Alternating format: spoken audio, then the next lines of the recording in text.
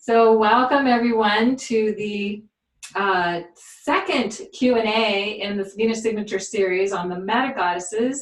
This one we're doing on February 4th, 2020.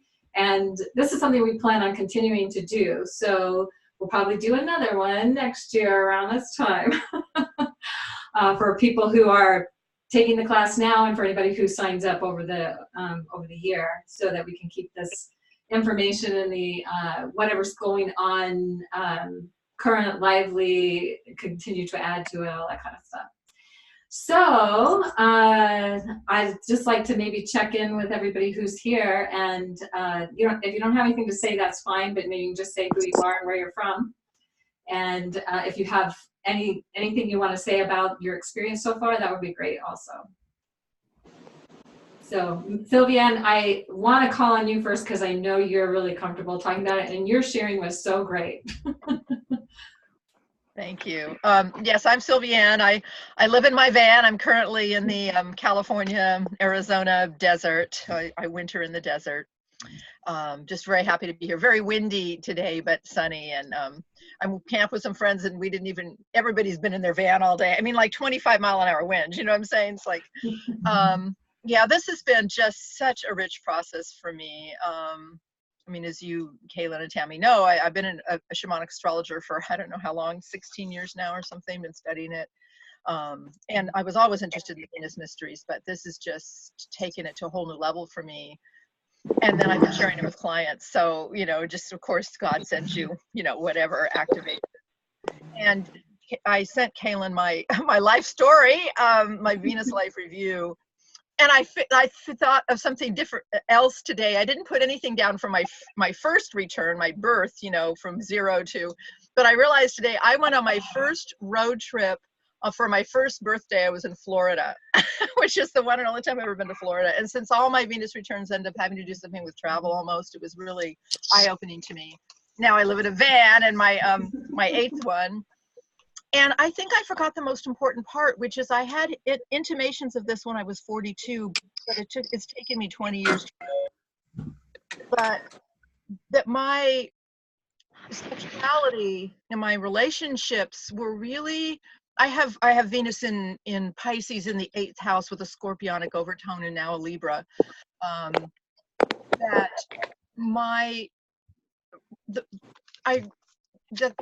The importance of my relationship is something outside the normal stuff. And it was crazy for me even to think of saying this at 42, but it's when I got the hit that I was an initiator. I was accessing some ancient lineage, and I was initiating men, often through their 42-year-old process, no matter what age I was, when I was 25, when I was in my 30s, when I was 40.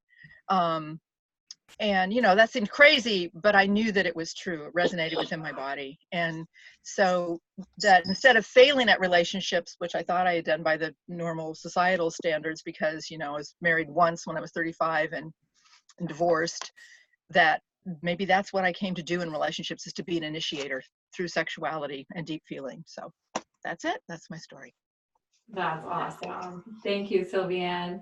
So we have more people that have joined us.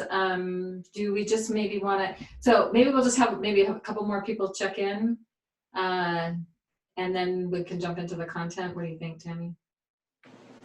I think that sounds perfect. I'm so sorry. I want to apologize because I'm here in Mexico right now, and I need to do something really quickly, and so that I can be fully focused, because Sylviane, that your story is super important. I just want to wait just 1 second. All right, so if anybody else wants to jump in, everyone's muted right now, so you can unmute yourself or you can raise your hand and I can unmute you. If I can see you on the screen, I guess I'd have to, but yeah. So anybody else want to jump in? Well, I would. Yay! Because I'm new, so I don't know if everybody knows each other, but I'm Susan, and I live outside of Dallas, Texas, and I'm relatively new to the shamanic astrology, just working my way through the courses, the first one, and then and I just started with the Venus stuff, so I'm a little overwhelmed. So, and I tried to do my life review, and I don't want to ask a bunch of stupid questions, so I'll probably do a lot of listening and just take notes and maybe send questions later. But I found that really not much corresponded with the actual 8-year. So I wrote a lot of stuff down, but it's like none of it was corresponding with what I thought it was supposed to be corresponding with. And I typed that up and sent it to you this morning, Kaylin, but then I didn't hit the send, so it was just sitting in the outbox. So anyway, I have a bunch of notes on it, but like I said, I didn't really understand because not much corresponded with my 8-year. Well, so something just to keep in mind, Sue, is that it's a 19-month cycle. So I don't know, where are you in the cycle? Do you know that? Well, I think you told me my Venus return was going to be next year. I turned 55 this year. Right, but are you morning star, evening star? Oh, Inanna Underworld. Inanna Underworld. So it starts a year, almost a year before your birthday. Mm-hmm. And so perhaps you want to be looking, so it's, you know, it's already getting ready to start, like in June, it's going to start, right? And you won't be. It already started. Yeah. I hear you. Right. So, and for me, I'm evening star, so it's like almost over by the time I get to my. I see. Okay. So I look almost 2 years ahead, like a year and a half ahead, to kind of look at that. So that if that's helpful to you, Okay. to do that, you know, you probably want to look at least a year before your actual 8-year. So, Okay. yeah. Because I just went ahead and put down big events that kept coming in, and so I'll go back and look at it. Beautiful.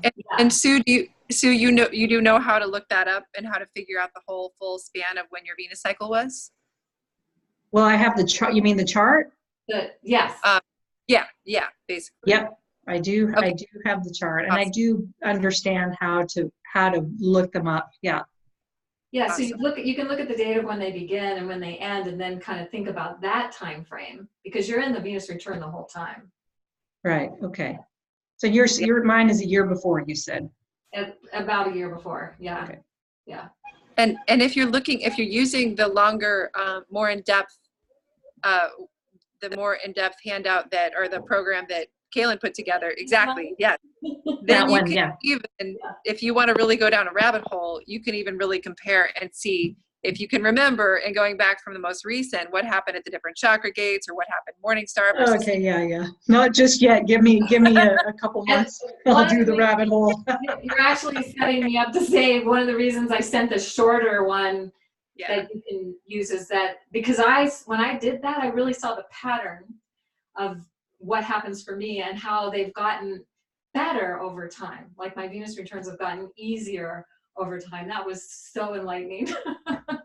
Right? So I think as we do the work, and I started having awareness of my Venus return at age 40. So now I'm almost 64. And so I've had my age 40, 48, 56, and this is the 4th Venus return, and they tend to be getting better each time.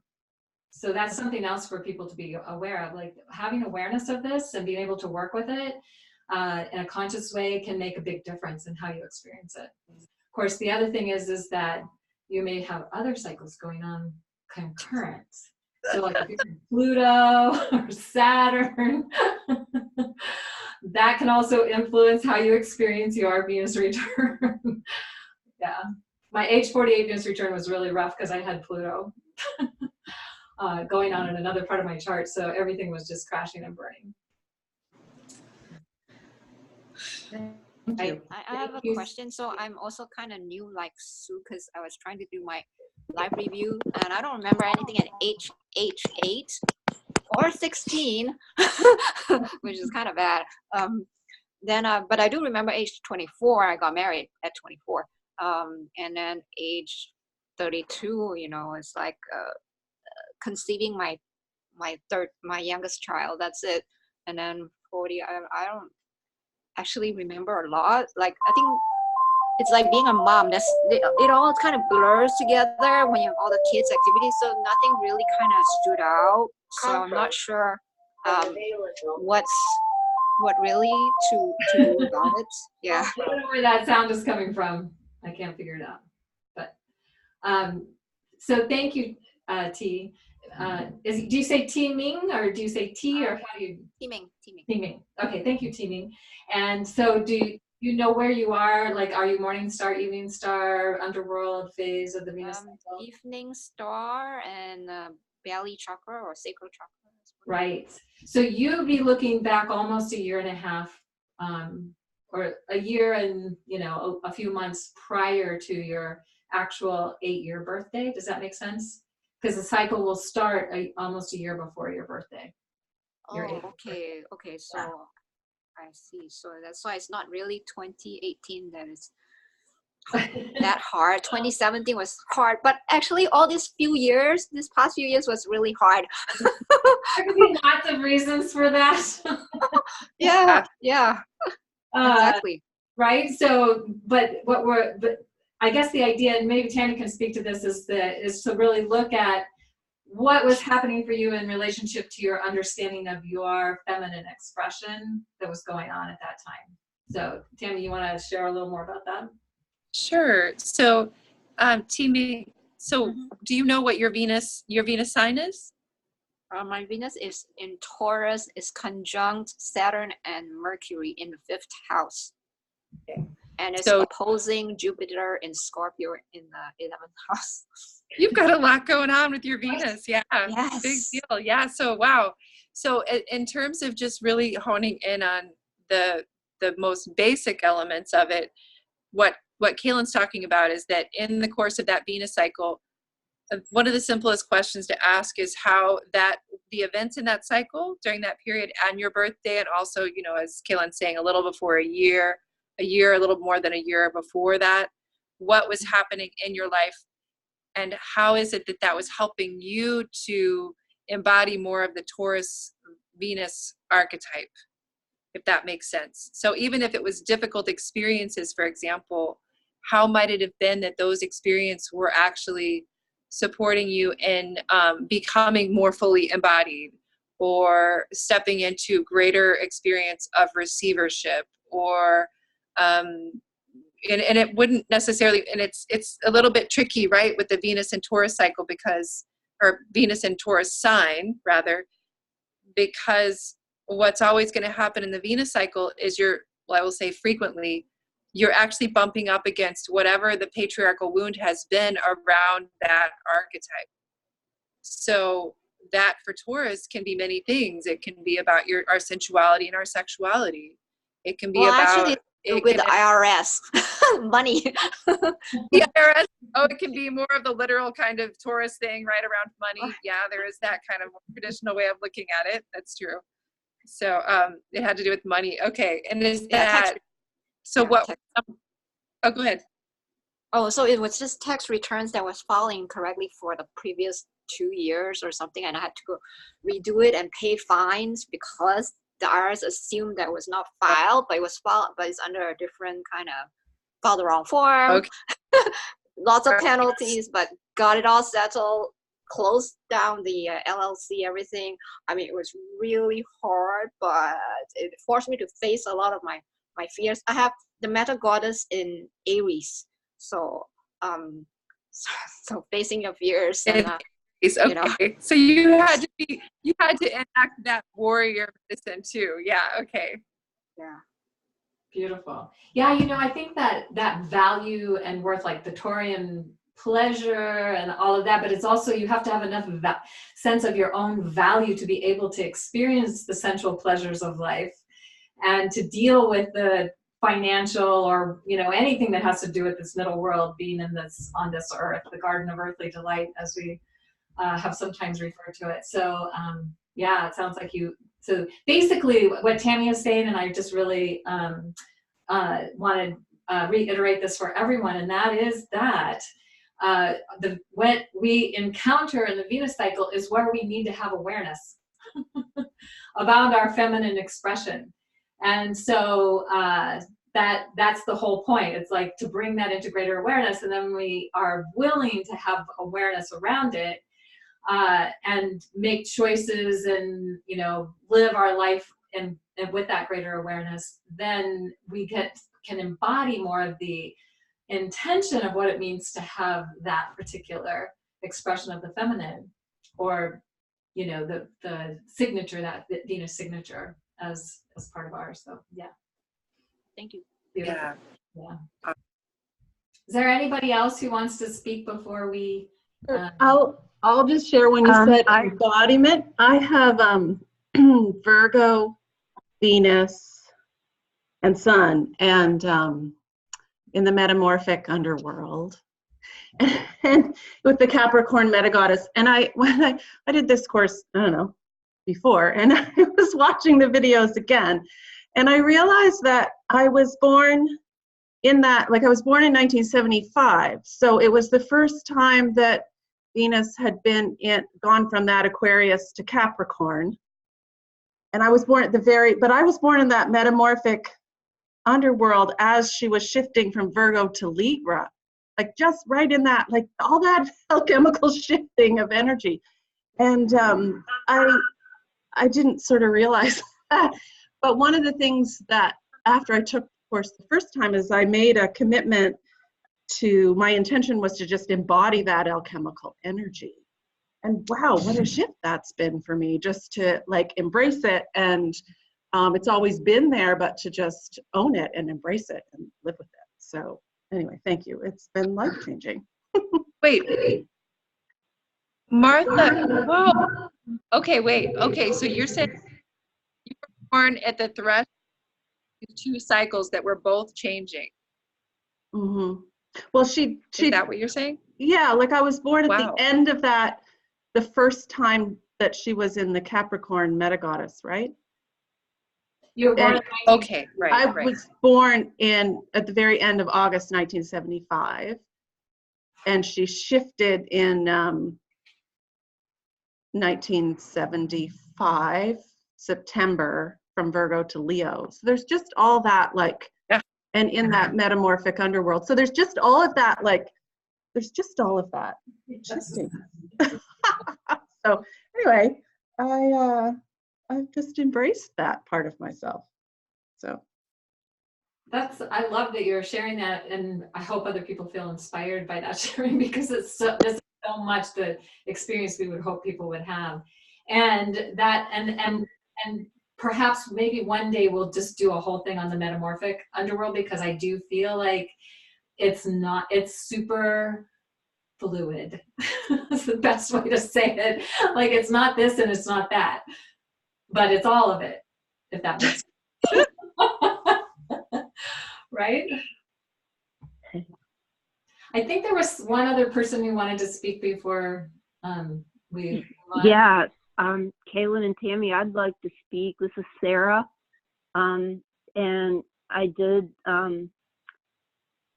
take the course once before and have had a lot of opportunity, I guess, for it to kind of work through me. And I have not written anything, and I would like to, but I just wanted to share. I was born with Venus in Aquarius, and the overtone when I was born was Aquarius.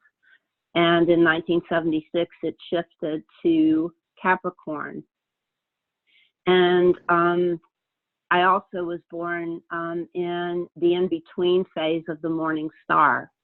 And that really felt to me like a place of real newness, and a place where I felt like I didn't fit in. But over time, it felt like there was a kind of a coming to the center of the Aquarius energy and the Capricorn energy, much like I feel in these times is really kind of happening. And almost like a real rebelliousness I had as a teenager, which was not done in a very, a very constructive way, and it got me into a lot of trouble. But, I've come to realize a lot of things about that, and I also believe the collective has shifted. So when I think of the in-between, I can think of those 2 signs kind of coming together for myself, getting more into the place where I can act instead of react. And in the Capricorn sense, more of the collective has shifted as well. So there's just been a lot of contemplation, especially with this big conjunction that's been happening, and the conjunction getting ready to move into Aquarius. Yes, beautiful. That's such a good point too, that between that Aquarius and Capricorn MetaGoddess, I think there's several people here that have that. And so they have both because they were born in one and then it shifted to the other. And that we're really on the precipice of that happening because by the time Saturn and Jupiter actually make their exact conjunction at the end of this year, it will be in Aquarius. And it'll be right on my natal Venus, which is really, really interesting. It feels like a potent period of time because I've got Venus at 3 Aquarius. Wow. Wow. How potent that you really, and anyone who was born with that energy has something that the medicine of that, in a sense, that you can also, really support the collective with and navigating what those very different energies look and feel like together. Yeah. Yeah, it really feels really powerful. And the review, I have. It really. Sorry. Go ahead. I'm sorry. You go ahead. Oh no, just that that the intersection of those energies with Saturn already moving into Aquarius, and it's already those two energies coming together. It's happening all throughout the year, so you would really. It could be very activated for you, and again, you could be someone who can really support others in navigating this big shift. Yeah. Yes, and I watched the movie Hair, about 2 weeks ago, and I hadn't seen that for many years and didn't remember anything about the story.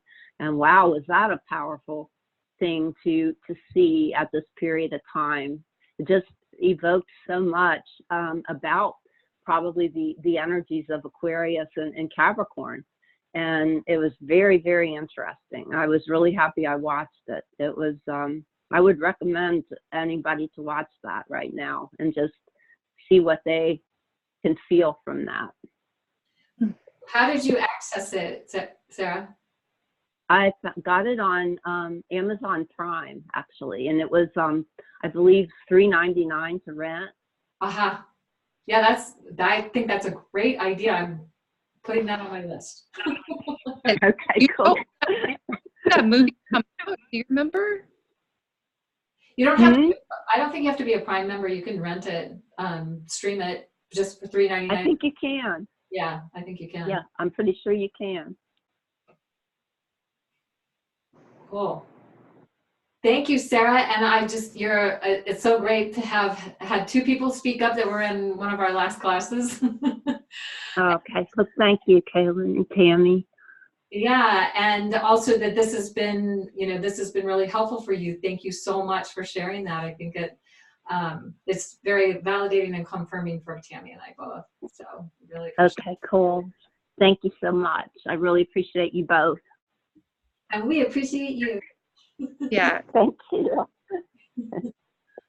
All right, so I think what we want to do now is start jumping into what people have shared. And I just also want to say before we do that is that if you still, if you didn't get the Venus Life Review done this time, we will revisit it again in the next Q&A. And maybe this will help inspire you to see how you can do it in a way that'll work for you, because there's a lot of different ways to do it. So I'm going to go ahead and start sharing. Oh, I have just a sec. I thought I had it more handy.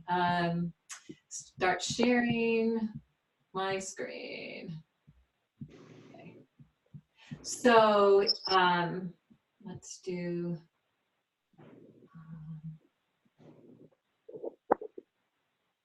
Let's see. Okay. So here we go. So this is this will be uploaded to the classroom tomorrow, I think, by tomorrow. And this is basically, Tammy wrote this beautiful thing about how to do the Venus Life Review. This is kind of a more condensed version of it. Tammy, do you want to speak to this? Thank you. I've done a lot of research, and if you've watched the classes, you already know this anyway. Although it's a lot to do all these classes, so realizing that you're probably all in different phases as you listen, but that I'd done a lot of research on people's Venus reviews, and that's where this kind of came from. So just, this exercise was really to, in one way, to really help prepare people to consider, what really happened. And kind of like what Kaylin is describing, is just to do a timeline, to just start with a timeline. And she'll talk more about that, where you're just trying to say what happened around every birthday that is an 8-year birthday, like from my 8th birthday, my 16th birthday, my 24th, and on and on.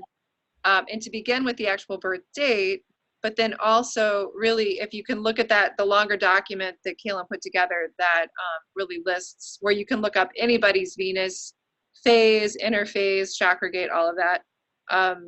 If you look it up in that document, you can see, or in other places in this whole course, you can see where the whole range of your Venus return was, the whole 1.5-year cycle, and really ask what was happening during that whole cycle. And what I saw with my research was that major events happened in the realms of childbirth, miscarriage, abortion, job and career changes, moves, illness, death of loved ones. I mean, there were a lot of descent themes. People went through a lot of intense experiences, without a doubt. And, a lot of them had to do with feminine mysteries, sometimes women's mysteries, if you're a woman. Now for men, it would be a different kind of experience. And I only did a couple of these for men because, there aren't as many men who have been necessarily drawn to this work, but also massive events in the lives of men as well. So, and then some common themes could be that people would tend to experience often that at the beginning of the cycle, that there might, not so dissimilar to a Pluto cycle, there might be an experience of power loss, or just this experience of kind of losing, like whatever you try, when you try to assert your will, it's just, there's a lot that can feel out of your control. And then by the end of the experience, that the end of the Venus cycle, often there's more of this beginning feeling of empowerment, sometimes really in a massive way. So it can be good to just begin to look back if you haven't already. And for those of you who have, awesome. It's an incredible life-changing thing to do. And I would always recommend start with the last Venus return that you went through, because you're going to remember that one best, and go really investigate what happened in your last Venus return, and what the deeper themes were, and then move backwards from there. That's another process that you can use, but definitely don't stop there. Look at what the themes are that have emerged from the beginning. So when you start to look at the themes and really take the time to reflect on that, and also to look, I found it useful in my research to look at what was happening in really famous individuals' lives, and to consider the theme of the MetaGoddess. Like I looked at, and this will show up in the presentation I did that's part of these materials. I looked at a lot of people who had the Virgo, Leo, MetaGoddess, and the way that their whole life relates to serving the earth and being very visible as a leader in that realm, and also different certain life points that were so kind of in your face that had to do with helping them unfold that theme. So part of what I was doing when I did my research was actually more focused on the MetaGoddess, and focused on how it is that in our Venus return, it's supporting us in stepping more out into the world in a way that would be of service to MetaGoddess themes. Again, like with Virgo, care for Gaia, care for the earth. With other archetypes, it would be different. So, but as Kaylin had brought in, and we talked about a little bit earlier, the deeper, more personal understanding is that the Venus return themes, it's very useful to also ask, and this is a potent meditation, how have these events supported me, as Kaylin so brilliantly said, about bringing awareness to the places where I maybe haven't yet stepped fully into the archetype of my Venus sign, and also the awareness into how it is that I can drop more deeply into that archetype of the feminine. How is this landing, Kaylin? Is there anything you want to say about that? Oh, it's all good, and you sound good. Yay. I'm so glad. I know I've been worried about that. I got a really nice Airbnb so that I would have really strong Wi-Fi, but it was a little problematic, which is why at the beginning I so apologized. I had to change out my cord because I'm using my phone instead of my computer. Yeah. Anyway. And you're not glitching out at all, so that's good. So the only thing I want to add to this at this point is that there are more detailed instructions on the handout class page, but we just wanted to have like a summary here. And especially for those of you who feel like it's not meant to be a huge daunting task, it's like put into it whatever you want. You'll get out of it when you put into it, of course. But I did send in an email, just a very brief review that I went back and did, like kind of looking at these themes, and just went through each of the ages, and literally for me, as I said earlier, my Venus return starts almost a year and a half before I actually have it. So I look at it from really the end of age 6 to when I'm turning 8. So and just a couple minutes, like 2 or 3 months after that 8th birthday. So this was just a little quick summary I did on that, and this was so helpful. Like I was like, wow, I really see a lot of themes emerging here. And then another thing that I'm currently on my age 64 Venus return. I turned 64 on March 4th. So excited. And one of the things I didn't put here, I only had this realization this afternoon. So sometimes, more comes and you want to come back and add a little bit more to it. And, somebody was telling somebody, I'm going to the Conscious Life Expo. I got invited to be on the astrology panel there. I'm really excited about that, leaving on Friday. And, I'm going on this Sacred Sisters Adventures to Sacred Sites, and actually kind of probably be exploring possibilities of maybe some places we could take people. But it's mostly about having fun, and it's the very end of the cycle, in the synthesis phase of the cycle, like Venus will go retrograde while I'm gone. But the piece I completely missed and didn't think about is that my oldest son is about to be a father, which means I'm about to be a grandmother, and that's going to happen in April, probably after the crown chakra gate. And so I was like, oh, grandmother? Oh yeah, okay. Because I guess it's not real yet, so I haven't been thinking about it. Anyway, so these are the kinds of things that you can look at. And I know, Tammy, you've seen people at the crown chakra gate give birth to something that, maybe some kind of or something, or a literal baby. But as you were telling me, you haven't really known somebody to become a grandmother in their crown chakra gate. So. Right. Yeah, no, it's fascinating. I mean, I think, and Kaylin, I'm sure you'll agree with me that when I did this more in-depth research, and then over the years doing many Venus return, just Venus readings, where I really have people go through their Venus return cycles at different depths, that it's stunning how many literal things happen in this cycle, how many potent things happen like that. Like you're saying, Kaylin, that I've had a number of people who get pregnant in the underworld, and then they gave birth literally right around the time of the crown chakra gate. Or my sister, she was looking for a house at in the underworld, and then she got the keys to her house on the day of the crown chakra gate.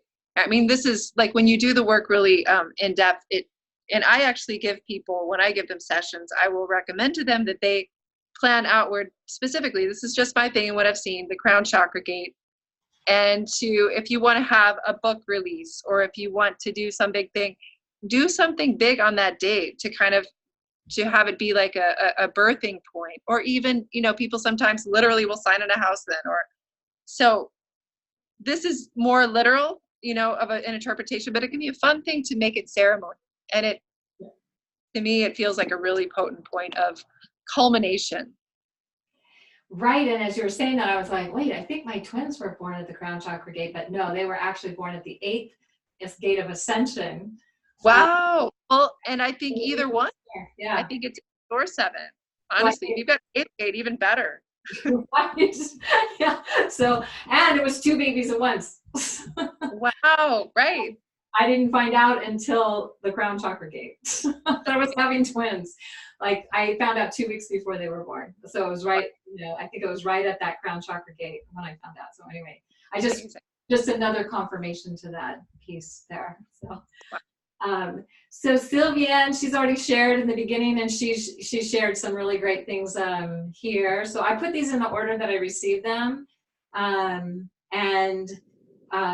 so she's just this is stuff that you can all read about. But I think she had some questions. Yeah, no, she did. Maybe she didn't have a question, but she did. She said that the you know, one of the realizations she had was not to make herself smaller, but or more innocuous, less threatening. That was her lifelong pattern, but to own her impact, to actively foster self-love that allows her to know that what others think of her is none of her business. That's so great. Oh, that's so huge. Oh my gosh. Can you say that again, Kaylin? Oh my gosh. Okay, to actively foster the self-love that allows me to know what others think of me is none of my business. And then to know that others' judgments are about them, not me, and to finally be able to stop judging others and myself because I'm at home in my own skin. So that, I just thought that was really great. And the rest of it's also really good. So I highly recommend everybody tune into it. Because you know, these are the opportunities we have when we share this. It's like it expands our sense of what our experience is. Absolutely. And like you said, Kaylin, there was one person who shared in Facebook, but whether you sent this as an email to Kaylin or whether you share it in Facebook now, it doesn't matter. It's the act of actually writing it, taking the time. And, you know, I know, Martha, you know this because when we write our dreams out with the dream work we do, it's the same thing. There's something about it that that helps it constellate in the body, that helps it to, it's like you're dignifying the journey and the sacredness of your journey when you do that. And helping other people along the way too, because then everything that you're learning, you're offering, you know, and you don't know who's going to read those words that's going to be also benefited. So to do this process is massively life-changing. Okay, I'm sorry. I hope my screen is still showing up because suddenly I just lost everything Oh, no. from here. So let me, I might have to stop my share and start over because it was just being persnickety. Okay. Yeah. All right, here we go. So can you see that? Yeah. Is it showing there? Okay, good. All right. So, all right. So Sheridan, who is was really sad she couldn't be with us tonight, she also sent in a really great sharing about her understanding around all this. And so she was saying she looked to see if she could possibly be one of the lucky few to live to another shift into Cancer because she's got the Virgo Leo MetaGoddess, and they precess, they move backwards. So it was in Virgo when she was born, then it shifted to Leo, and then she wanted to see if it was going to shift into Cancer. But it's 104 years in a sign, so it's probably not going to happen. And it also takes about 155 years for anyone MetaGoddess to return to the world stage. Yeah. So probably not going to happen. I mean, I think we're going to definitely, everybody here will be experiencing the Libra MetaGoddess for the rest of our life. I think it's, 2052 when the Gemini goddess shifts into Taurus? So that's one, you know, that some of us are going to may see for sure. Right. And from 1970. That perspective, doesn't it? It's interesting, yeah. So it does take a while for that to move through. Anyway, so let me just see what else. Did she have any questions? Yeah, but she was just also saying that she's really grateful for the information, and it really has made a difference in the world to see the pattern and understand it and know it's her evolutionary path. So it's freeing, it's okay, it's powerful, this is awesome, it's a life changer. She's so grateful. So we love getting that kind of feedback. Thank you, thank you, thank you. Really helpful. And Faye had sent me a Venus Life Review Oh, and I forgot to update this slide. I had asked her if she would send me, she said it was kind of personal, so I was like, can you send me one that what I could post? And I meant to take that off of here. Sorry, Faye. I wasn't going to out you on that, but apparently I did, if I need to. Anyway, so she's also kind of asking the same question. When she was 6 years old, the MetaGoddesses shifted to Capricorn, from Aquarius to Capricorn. So that it'll be 2149 the next time Venus rises in Aquarius as morning star. And it'll be a different point of the pentagram as well. So because all the points of the pentagram take 1,200 years, 1,260 years, I believe it is, before it to come back to a starting place. So that was hers. And then Petra.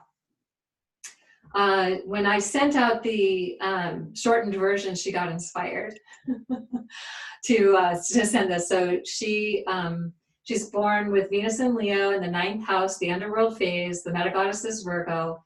It changed to Leo at age 16. And she has Sun, Moon, Venus, and Uranus in Leo in the 9th house. And she feels a very strong connection to Virgo. So both Leo and Virgo are very independent, but I think my great love for nature and cycles and my trust in the underlying cosmic order comes from Virgo. Yes. And maybe also from the 9th house. I don't know. The 9th house is really about expansion of consciousness, the quest for truth and meaning, and spiritual quest. So it could be that it's done through the journey to with the earth mysteries, but not necessarily so. What do you think?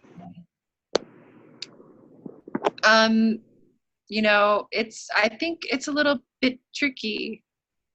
I'm not sure where I'd put the balance on that. I would say it's more the Virgo archetype that is creating that rather than the 9th house, because anyway, so she was wondering which is stronger. She said, that was part of the question I asked, is like, if your MetaGoddesses shift, which one is stronger? That was one of the questions that we're asking for you to consider while you're watching the information. And so she said, in my case, the MetaGoddess Virgo has to be strong to balance all the drama in Leo. And she did a great job. Self-love was always a big deal in my life, but with expanding understanding and growing discernment, it got better. I am and always was a contemplative person. So it's really great. Well, I think it's such a powerful question, because it's something that, Kayla you and I were talking about recently too. It's so fascinating to consider at the beginning of that cycle versus the end of the Scorpio cycle, that we're in a Libra cycle now, but we still feel that Scorpio energy so strongly. So what's the qualitative difference of that? Oh, Tammy, you got frozen. Oh, shoot. Yeah, you just froze up. So whatever you just said, can you say it again? Yeah, I just was saying, it's so interesting to consider the difference in potency of the sign of the MetaGoddess when she's near the end of her 104 or whatever, her cycle. It's so potent, so strong after that many years, that just like now in the Scorpio cycle, the Libra cycle, it's shifted from Scorpio to Libra. We still feel the potency of that Scorpio cycle.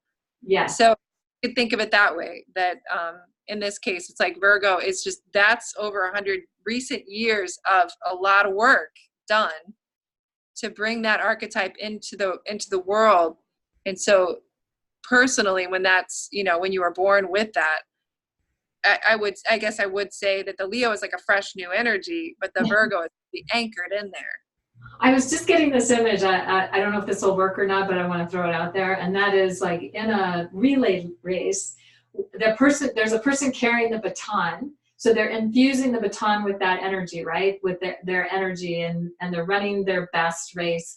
And then they get to the up to where they're going to hand off to the next person, hand off that baton. And there's that moment when they're both holding the baton.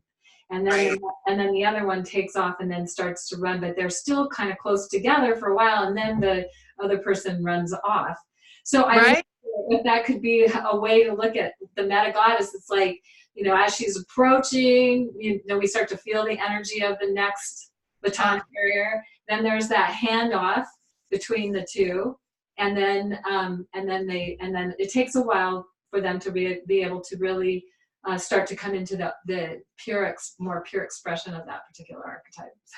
That would make a lot of sense too. And what you're saying with that is fascinating, because that's fascinating, because then that begs the question to me of what is that kind of merged energy of those two, the alchemy of the two together, and is there something around that we're working with? What does that feel like? Absolutely.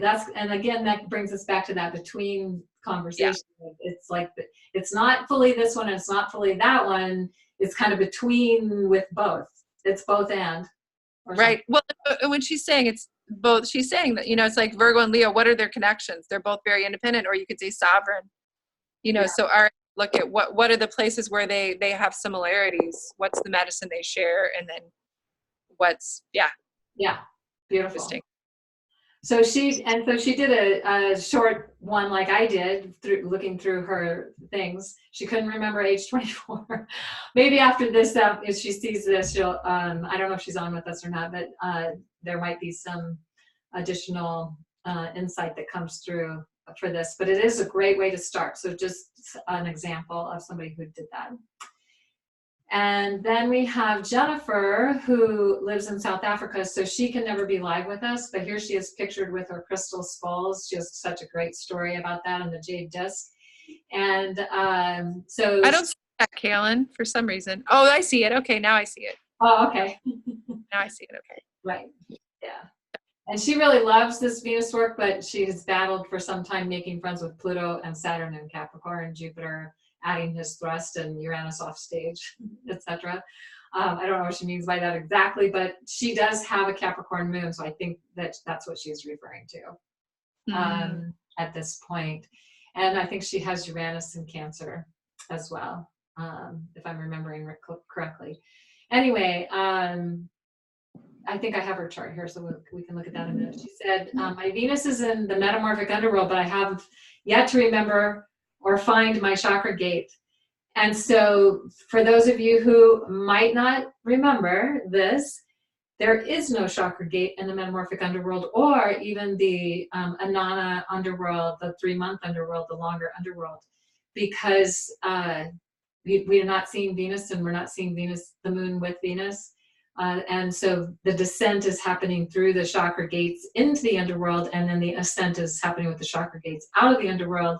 So when Venus is with the sun, there are no chakra gates. But it is that metamorphic, alchemical, transformative place, so it has its own unique characteristic. So anything more about that, Tammy? Nope, I think you nailed it. Okay, great. Awesome. So she's in her 10th Venus return, meaning she's 80, or she's already turned 80, or she's about to turn 80. I forget when her birthday. Wow. Yeah. So and this has been very highly significant time for her, and she's being called to travel and start speaking again, and with the crystal skulls. That was a amazing story of how they came to her, and this was something that all kind of happened in her 7th Venus return as well. So she's finding that she's being called to that again. So let's just see. She talks about some patterns and different things, and this is her chart. So yeah, moon in Capricorn.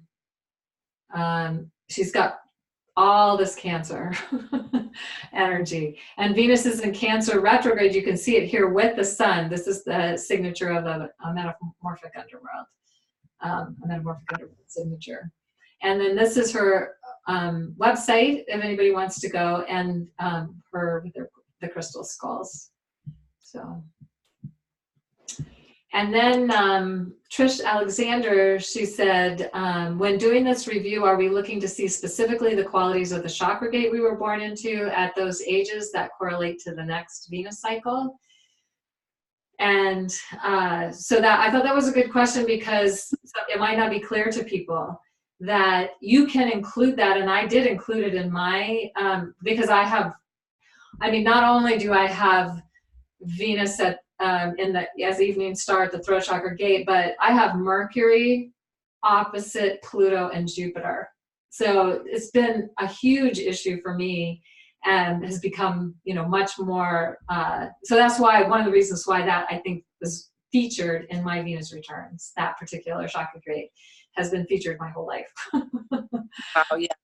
Yeah. And Well, others may have the same kind of, like some kind of signature that would speak to a specific chakra. sure. Yeah, that's a great way to look at it. I think too, just to simplify, one way to look at it when you're looking back at each of your individual Venus return cycles, first of all, you can just look at your birthday. That's number one, just what happened around your birthday that you remember. Two, I think what I find useful is to look at the underworld phase of your Venus return and ask what was happening then. If you want to be really simple, you can say, okay, in the morning star phase of my Venus cycle, what was I letting go of? In the underworld, what were the experiences where I was doing the deepest letting go? Evening star, what was it I was reclaiming related to the themes of your Venus sign and the MetaGoddess? That's a simpler way to do it. But definitely, if you look at the chakra gates, you can get way more, especially in the more recent ones. That's usually what you remember and can recall. You can, again, get some really profound, precise information about what was happening in each of those areas of life. Right. So she's a sixth gate of creativity and Morning Star. And interestingly, she found in the Morning Star class that was the most enjoyable gate, and she thought it was going to be the most challenging. So again, this is like, there's no set rules here. I like in the Pirates of the Caribbean, they say, not really rules so much, more like guidelines. Right. And also that part of our opportunity is to, this is all still a big inquiry. And for some people it may fit for them, and for some people it might be different, what they're going to experience, especially if they're born at a chakra gate and, then they have that gate returning. And also it depends on where you are in your life, because maybe you have done a lot of the work to transform that particular gate so that you're not at the effect of it in the same way that you were earlier in life. Right. Mm-hmm. Yeah. Absolutely. Yeah. And like you said, there's no guidelines, because it might be that you've been doing all your work and then something big still happens because your soul's here to grow in such a massive way that you're needing some even deeper breakthrough. So it's like. Yeah. Right. And I will say that as a kid, I like to talk a lot. I might still like to talk about it, but I got shamed for it. And so that definitely it was out of balance. And so that's been something I've been working on bringing back into greater balance in my life. But when you're doing the Venus Life Review, it's like you can consider all the factors of your Venus signature. But as we said, any outer planets to your Venus can affect how you experience it. Your metabolism, what phase, what star phase you're in, what if you have a chakra gate, or if you're in the between, any of those factors might come up, but you might not start there. You might just start with remembering what the events were and then see how that might give you insight into those things. So. Right. Exactly. Yeah. And, and just to recognize this is, as we're talking about all of this is why it can become so potent to start in your Venus return cycle to really keep a good Venus journal. Just really keep an in-depth Venus journal, because like I'll say this has been the heart chakra gate in the Libra cycle, and I just received the most beautiful heart talisman from my beloved, and it's during the heart chakra gate. Now I've got this opportunity to speak up during the throat chakra gate, and if I journal about that, I can look back. Hang on a second. I gotta mute somebody here. Okay. Okay. Go ahead. All right. So just, there are all these small things we will forget unless we are really in regular conversation with what's happening in the cycle. And and actually whether it's your personal Venus return or not, you're going to start seeing really fun literalizations of each of the chakra gates that you can track. Beautiful. Okay, so now we have Ligon, whose birthday is today. Happy birthday. Happy birthday. February 4th, 1966, and when she was born, Venus was retrograde. She had the Aquarius MetaGoddess, who had just emerged on the world stage, and this is from the document that you all have access to. So this is the date before her birthday. So somebody asked about this not too long ago. You look at the date before your birthday, and then you see the MetaGoddess. You can see the sign that Venus was in, but say, for example, that this had been not at 2 Aquarius, well, it's retrograde. So actually it could have retrograde. It did retrograde back into Capricorn. So it can be in a different sign. Venus can be in a different sign if you're born a few days later. So anyway, her question is, how is my natal chart Venus MetaGoddess influenced by the current Venus overtones, Libra and Gemini, for 2020 and beyond? You want to take a stab at that? Let me make sure. Can you say that again? Because I'm not sure that I want to totally get it. Her MetaGoddess is Aquarius. Okay. And she's wondering how the next 2 cycles are affecting her MetaGoddess. Well, yeah, I'm not so sure. Let me think. Let me feel into that for a second, because how are they affecting her MetaGoddess? I would say it's not so much the Venus cycles that are affecting her MetaGoddess, but it could be considering, well, the next 2 cycles. Well, the next cycle, the Gemini cycle, I would say treat that as a cycle that's preparing you for your personal Venus return, which is the next cycle. Right.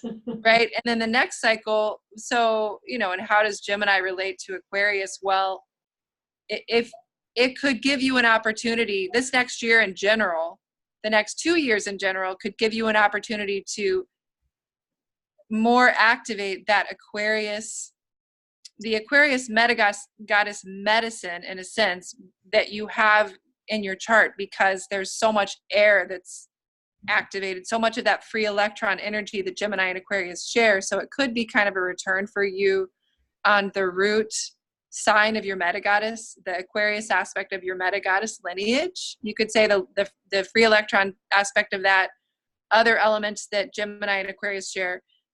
But then I think, and again, I would use it as an opportunity to really go through the Venus return process as a whole and prepare yourself. And then the next Venus cycle, which is Capricorn, of course, is your personal Venus return. And so the way that affects your MetaGoddess is that it's, perhaps you could think of it as an opportunity to, after you've been doing all this Gemini and Aquarian work already with all the Aquarius activations now, that you're really ready to deepen into that Capricorn MetaGoddess archetype, with already having anchored more of the sense of adaptability. Strange to use adaptability and anchoring, but maybe more of the qualities of Aquarius, you've already anchored it in more deeply. And so that you can then drop into the Capricorn with, honestly, Kaylin, I getting caught in the riddle of how Aquarius and Capricorn energies work together anyway. Right.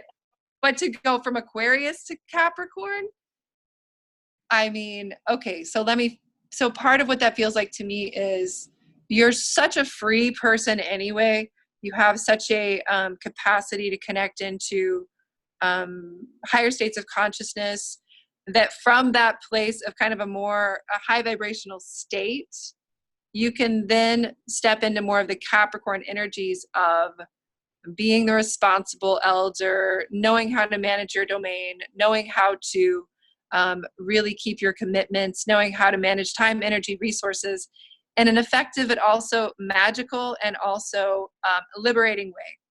How about that? That sounds great. And what I would love to say is that maybe Ligon can let us know how that fits for her in 2022 when she starts her next Venus return.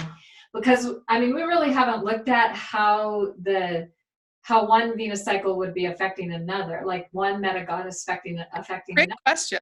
Yeah, because it's a collective signature, so we haven't really thought about it from that perspective. So it's like, how do we do that? We really have looked at it. So like, say, for example, if you have Libra or Gemini on your chart and it's the Libra meta-goddess or the Gemini meta-goddess, you're definitely going to feel that personally. But if you don't have any Libra or any Gemini in those cycles, you might not feel it as much unless it's your Venus return. So, right. Yeah. So what sign is Ligon's Venus in again? I think it's in Capricorn. It is in Capricorn. Yeah. Yeah. So one of the ways I think Aquarius serves Capricorn, because they used to have the same ruler, right? So they have a connection in that way. Right. But one of the ways it serves Capricorn is that we need Capricorn at the turning of the ages to be kind of be shaken up, to be like, have all these old ways, old rules, old operating manual, old kind of stuck too much self-criticism, all of the shadow of Capricorn, that needs to be shaken up and lightened and brightened so that the new expression of Capricorn can emerge. So I would say that is part of how the Aquarius aspect and all of this Gemini and Aquarius energy in the next couple of years can serve as well. Yeah. Beautiful. Yeah. Well, and that might be something for, if anybody else gets any insights on this, from the collective perspective, like they, have some kind of wild and crazy idea, we'd love to hear it. Yeah, absolutely. Right. So this was a Facebook question from Astrid. I think she's in Australia. So she's looking at her partner's chart and looking at his inner star phase, and it was at the very next day, he was born on December 31st, 1991, and the very next day it was at the heart chakra gate on January 1st. Now, what's interesting is this whole the tables that we created are based on Pacific time, so Australia is already the next day, and so on 12/31/1991 for him it would have been 12:30 here where we are. So it would have actually been 2 days to the next gate, perhaps. Just contemplating that, right? So in the morning sky. Anyway, so she's curious about how this might be showing up. Like, what would be, is he at a point ready to face and to be taking on challenges expressed through the heart chakra, because he was originally at the throat and it's the descent, so the next one would be, or is he still closing off his work with his throat chakra? I wonder if she said, or if he's still closing out or still working with the throat chakra.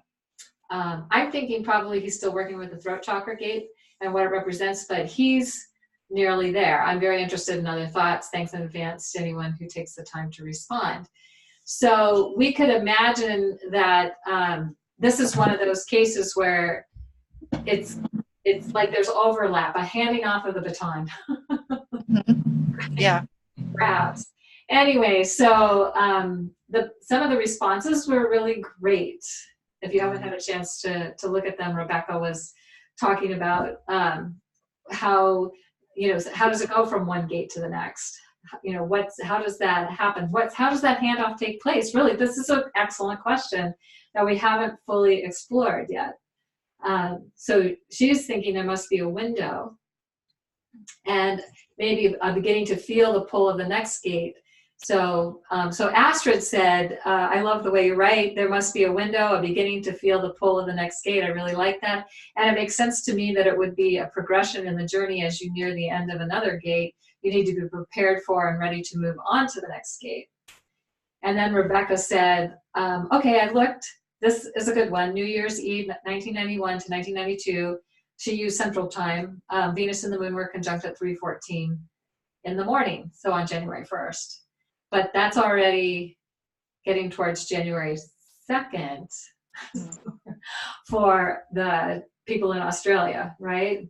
I mean, 16-hour difference, I think, if I'm remembering correctly. So it might still be the very end of January 1st that day. Anyway, so I just shared that that basically it, you know, we could read it as the heart chakra gate, but it could also still, you know, I think it might be both, really, honestly, because one is handing off to the other, and the handoff is within hours of it being there, whatever that might be like. Anyway, so so Astrid liked that possibility. So anybody else had any ideas or anything they want to respond to this or send in what they think about it? We'd love to hear that too. Well, and I wonder what she thinks about it. You know, if she could communicate, which is tricky. You know, it's tricky sometimes already. You know, this can be so deep, and if you fall in love with this, then you get it, and you're in love with it. And as a woman, you know, everything you're learning and exploring here is about directly embodying the goddess for yourself in all of her magnificence and nuance and complexity. And for a man to also comprehend and get an embodied way, this is his inner feminine, you know, and she's a younger generational woman too, right, Astrid? So it would be interesting if she could find the language that touches his heart, throat, whatever. Him that question. What does he think it is? You know. Well, and she did. So she said, I actually spoke to him about the states, and he seemed to resonate with both, but he said definitely more so the throat chakra. Perhaps he's working with the themes of that gate, but also dabbling in laying some foundations related to the heart chakra gate. She said, interesting to check in as his life progresses and see if he relates to the gate changes. So this, I mean, this is exactly this. It's kind of experimental.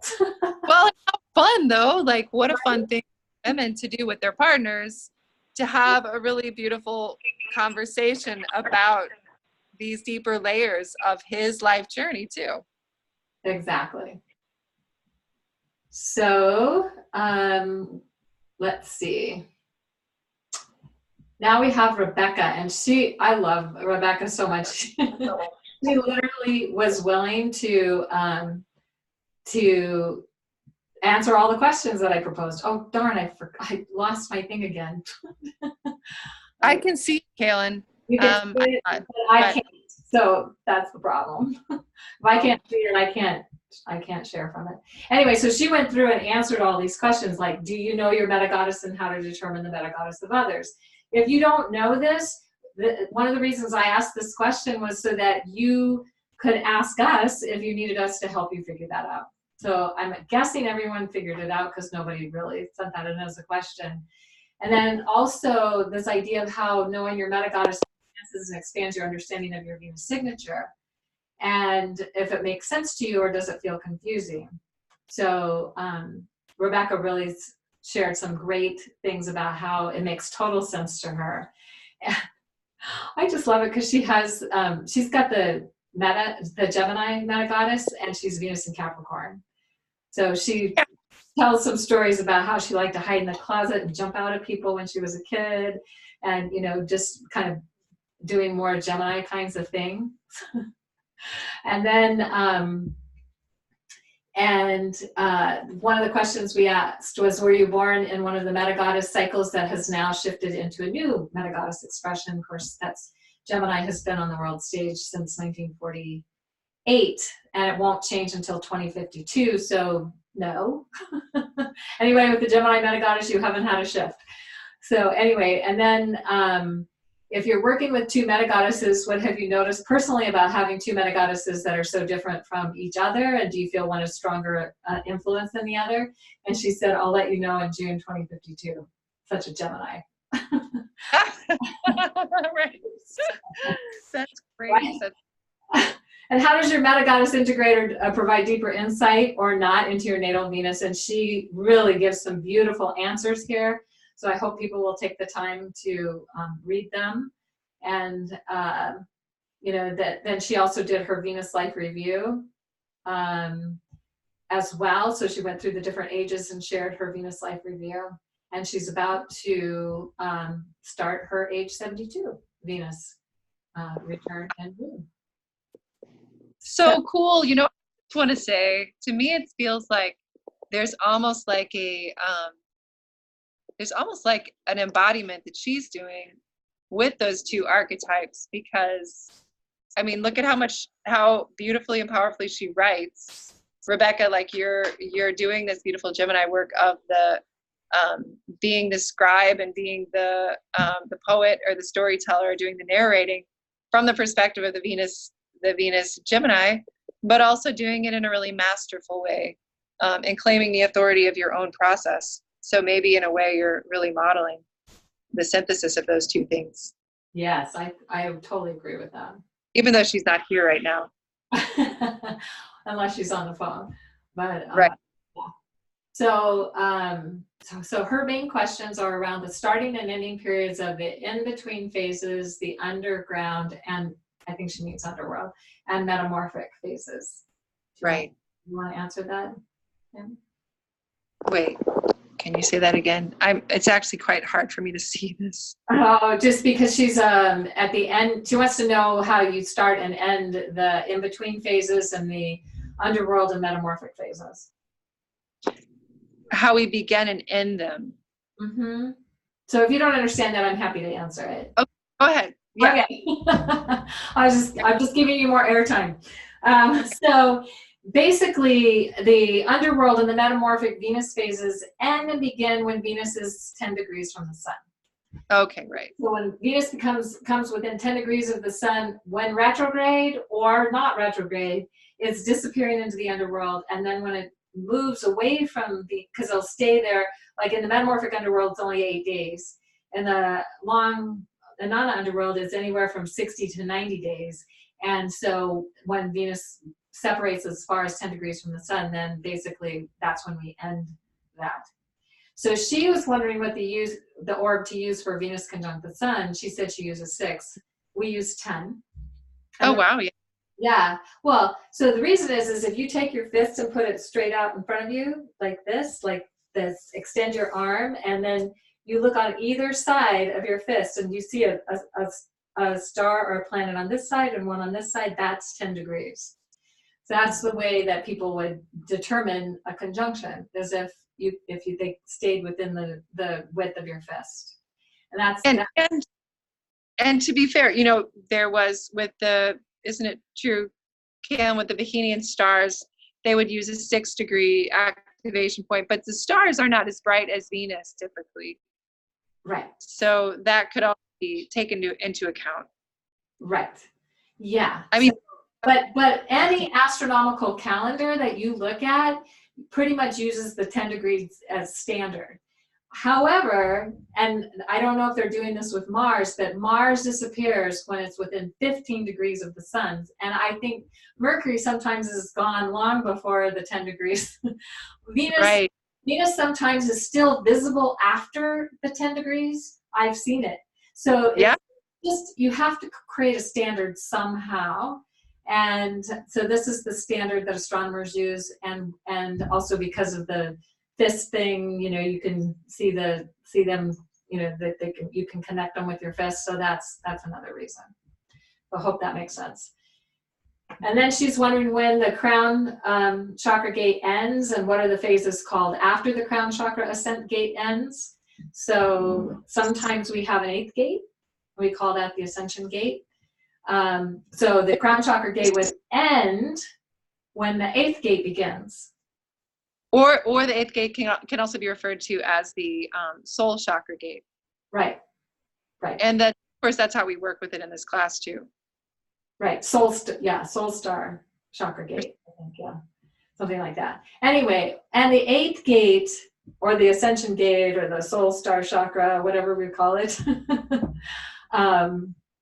is when Venus goes retrograde. And that, because that really begins the synthesis process of the whole entire previous almost 19 months, because it's going to be retrograde in the evening sky for 16 days. And then it's going to be with the Venus in the underworld for 8 days. So it's really close to the end of the cycle when that happens. And then Sun conjunct Venus phase after, if there's a, meaning when the Sun and Venus are conjunct, if there's a Moon-Venus conjunction, while still in the underworld or metamorphic phase, is there any special significance? Can I answer that one, Tammy? If there, okay, sorry. If there's the Sun is conjunct Venus phase after, and if there's a Moon-Venus conjunction phase while still in the underworld. Okay. Yeah, you know, I know we've talked about this a few times, and it feels like, to me, and Kaylin, I'm trying to recall what we've talked about with this together, but to me, what I've always felt with that is just to consider that when it's in the underworld, that is, it's kind of like, it's basically like a new moon. The Venus is with the new moon. And so just consider it an extra potent new moon. I would just look at it almost like, again, like you think about it, when it all locks into place, they're all three there together. There's just this profound potency of working with whatever sign Venus is in, and just working more deeply with those mysteries. If you're in the either underworld, just make it a due ceremony around that new moon and include the medicine of Venus in that. Right, and if you happen to be born with that, like say you have an underworld or metamorphic underworld and the moon is also there, we'd love to hear from you. Yeah. What's that like for you? Because we don't know, because we don't have that experience. Well, but think about it this way. One of the reasons I think the Venus cycle is so potent to work with is because, okay, it's powerful to work ceremonially with the sun cycles, with the solstices and equinoxes. It's powerful to work with the lunar cycles, whether it's, you know, you're talking about new moons, full moons, with the nodes. It's immensely powerful to work with the Venus cycle because the Venus cycle is integrating the sun and the moon cycles with it. And so if you are bringing Venus, the moon, and the sun all together in this potent alchemy, and you can work with the sun, you can sun gaze, you can whatever you want to do, that is just such a moment of potency, of mystery. These three great celestial objects, the three brightest celestial objects in the sky coming together at that moment in that sign. You know, I don't have any answers for it, but you can just feel how big that energy is and how mysterious and how beautiful to really ask those questions and to tune maybe energetically into what comes through in those portals. Yeah. So, really, we don't know necessarily what it means yet, but this is definitely worth our further investigation and inquiry. And it probably would be helpful if somebody is born with this to speak into it. You know, like what's their experience if anybody in our group has that. And because that's how we can start to source these things. And then also paying attention to when it's happening and what we notice will help us to begin to understand that a little more deeply as well. So, yeah, cool. Awesome. Yay. So, Deborah, Olivia, I hope I said that right. Anyway, so she got inspired to share a little bit about some of her ahas. Her MetaGoddesses in Gemini, it seems like we've got a lot of people in our class with that. And her Venus is in Capricorn, not unlike what's going on with Rebecca. And she also has Jupiter in Libra, all, square, all of that. And so that's actually being highlighted this year because of the Saturn, Jupiter, Pluto, what's going on with all of them. Anyway, so she just moved from Maine to Sedona, Arizona on December 16th. They started the move and then they arrived in Sedona just after the solstice on the 22nd. So she's still in that process of making that shift. Anyway, so she said that this huge move across the country, she's had in 3 other Venus returns. And right after 2 of her Venus returns, just before and right after her Venus returns. So that she's done these big moves. So this one's just before. And right, this move that she just made is just before her Venus return, because if she's a MetaGoddess in Gemini, that's happening starting in June. Wow. I would be really curious about the rest of her chart in that case, Right. Like have some big Uranus activation with Venus, or you know, what else is going on there? What house is it in even? We don't look at that a lot. Yeah, her Venus is in Capricorn, so in the second. Right. Yeah. Second house. Yeah, Yeah. okay. Yeah.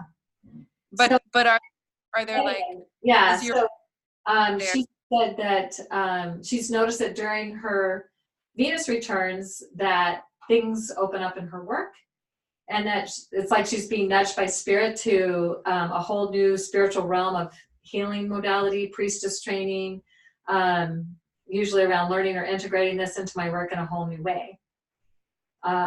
So this learning energy tends to come in, it seems like, for her.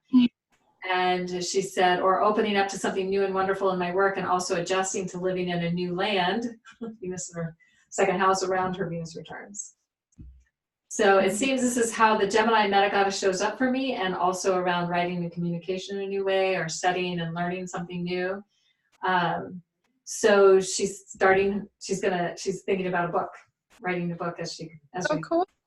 we start going towards that. Anyway, she's also noticed going through a lot of emotional pain or grief from a life transition, move, relationship breakup, or other big change in her life in the months leading up to the Venus returns. And during the end of the Scorpio and now Libra MetaGoddess cycle, she has, of course, made this big move. So.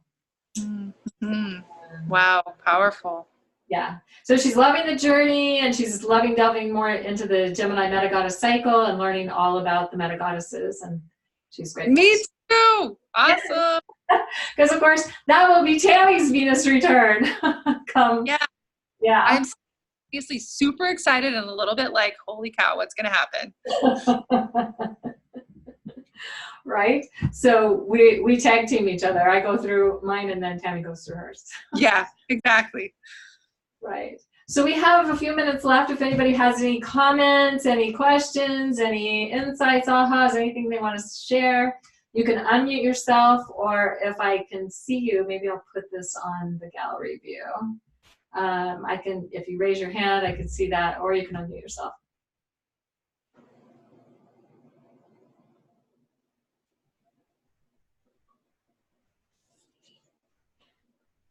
Okay. Kaylin? Yes. It's Sarah. Hi, Sarah. Hi. This has been a wonderful call for sure. I really, really appreciate this.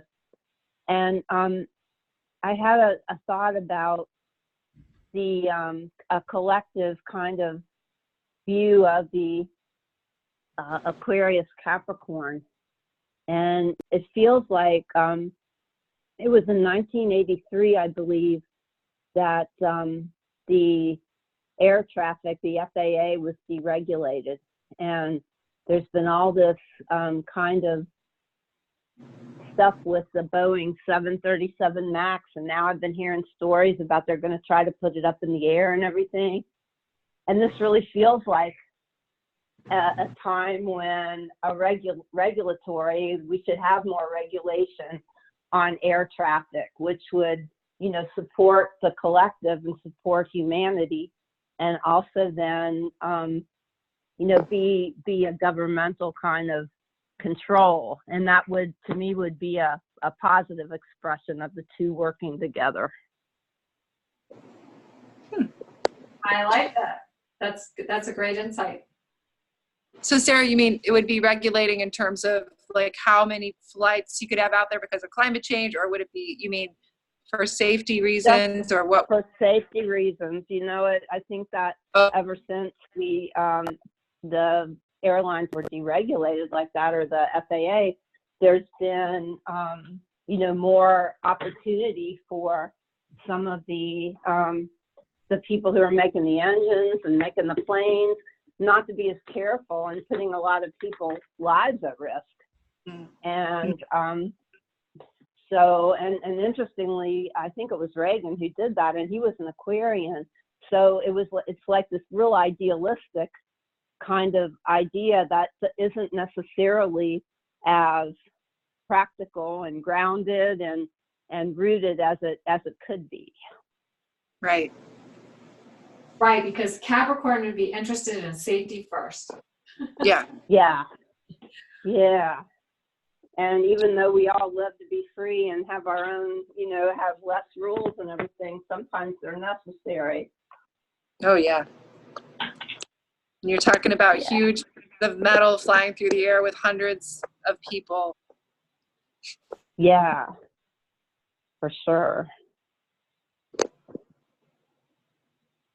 Thank you for that. So insight. thanks for, yeah, Sarah. thanks for listening. Okay. I have one question. Yes. I have a Neptune opposes both my Venus and Taurus and my Sun. So, and I was saying how I'd had that issue with the, I wonder, do you think Neptune would have anything to do with that? Oh yeah. I just float through life waiting for it to happen. You're in the right place. Tammy and I both have Neptune affecting our Venus. Mine's opposite, hers is conjunct. And I could speak for myself, and when I realized that I had Venus in Aries, and I act more Piscean my whole entire life, and I'm more concerned about how everybody else feels than anything to do, you know. And I would stand up for other people, but never for myself. And it was that realization of Neptune really watering down the Aries. So it took a while for me to get the strength and sense of that, and I'm still working on it. Honestly, I haven't mastered it yet. But that's really interesting, because I have the Gemini moon and then Gemini MetaGoddess, and I'm always saying a lot of times I relate so much more to Gemini than I do to Taurus, and yet I have the Taurus Sun and Venus. I should be one of those 2/5, but I'm really not. The Gemini is much stronger. That would hugely affect your Taurus. Yeah, it makes so much sense now. Yeah. Would it be more mutable? Mm-hmm. Yeah, for sure. Very mutable. Right. And that's the reason why knowing the whole signature is so helpful, because if you just looked at the Taurus Sun and Venus, you could make a lot of assumptions and you'd be missing a whole big piece of what's really going on there. Mm-hmm. Interesting. Yeah. Thank you. And Timing? Oh, yeah, I just have a question, because you know, the file that you have for like saying what date is what a Venus phase and stuff like that, is it available as an Excel file so that somehow I can automate like the corresponding dates with the Venus phase using Excel macros or something? What you can do is, the main thing you can do with it is print it. It's on a doc. It was originally created in an Excel file, but it's now on a Word doc. Oh, okay. So you don't have it in Excel. Okay. It's not a spreadsheet. All right. Yeah, I moved it over to a Word doc once because that's how I set it all up. So I ran it off of a computer program, but the way that they had set up the computer program, I had to state everything because it was stated in a weird way and move the columns around and stuff. So I did that in a Word doc, not on the Excel file. Oh, but it's possible to transfer from Word doc to Excel, right? I think so. You can try. Is it possible to get access to the doc, to the Word doc? Perhaps, yeah. Remind me, because I probably will forget. Okay, because I just want to find a way where I can automatically populate it without having to go through each one. Well, the thing to do is print it out, and then you can just look it up. You really easy. Put a spiral binding on it, and then I just keep this handy, and it's really easy to look it up once you have it printed out. Yeah, I have to print it out then, I guess. Okay, all right, that's it. Good question. Anybody else? And I think we're kind of at our time. Hi, it's Faye. I have a really quick question. Yes. Can you hear me? Yes. Hi. Sorry, I just came in really late because I couldn't get onto the Zoom class, but I got in. You answered a lot of my questions about the Aquarius Capricorn that you were talking about. Was really fascinating to me. I don't know if I'm pronouncing her name right, but Legan, when you were talking to her, that was answering a bunch of my questions, and I'm glad you addressed some of the differences between the gates, like the in-between phase and the metamorphic underworld. My big question was, do you think that you can feel a Venus return before it's actually happened? And the reason I ask that is when I have an Aquarius overtone that went to Capricorn in 1975. And when I was 15, a pretty large thing happened to me. I was in a bad car accident and I fractured my neck. But it wasn't until about 6 or 8 months later that I became 16 years old when, you know, so I'm just wondering when do you actually count the shift over between something like that? So, or could you be feeling that, or it might have been other things with Saturn and Uranus in my chart too, and not only the Venus moving from Aquarius MetaGoddess to the Capricorn, but Faye, yeah. you are a evening star, correct? I'm an evening star, and I'm currently in the in-between phase. That started in 1999, and that will go until 2047. Well, so and then it hits the metamorphic underworld when I'm 88, and I'm like, ooh, what does that mean? You know, it's like my days are up. But anyhow, yeah. Right. So we talked about this probably before you were on, that if you're an evening star, and depending on where you are in the evening star, the cycle could have started as much as a year, almost a year and a half before you were born. And so, I did. I was born at the very end of the 7th gate. Like I was born really close to the 8th gate. So right. I don't know if that. Yes. So basically, when you're going to be looking at your age, 8, 16, 24, 32, 40, 48, right. You're going to be looking at a year and a half prior to your birthday, starting then. Okay. The cycle literally starts.